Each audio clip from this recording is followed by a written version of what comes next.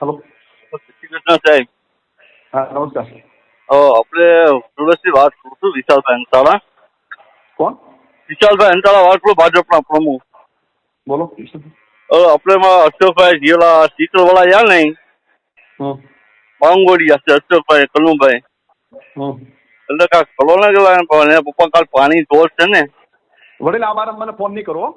એમ.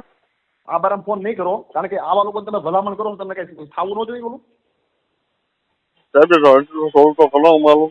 એમ નહીં, આવા લોકોની ભલામણ કરો છો તમને ઓલું થવું ન જોઈએ, જેને અમારી પ્રતિષ્ઠા પર ઘા કર્યો હોય અને એવા લોકોને આપણે ભલામણ કરી આપણે છે અંદરથી ઓલું થવું જોઈએ.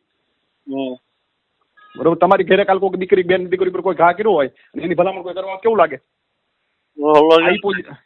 એને કેવું થાય મને કયો એટલું. હાલ લાગે ને એમ. હા, તો અમારી પ્રતિષ્ઠા ઉપર ઘા કરેલો છે અને એની આપણે ભલામણ કરવી. એનો બાપ ને ગયા દાખલા તરીકે ત્યાં બેઠો બેઠો આ કરતો શરમ નહોતી આવતી? તઈ જ કરેલું છે ના. કયો મને.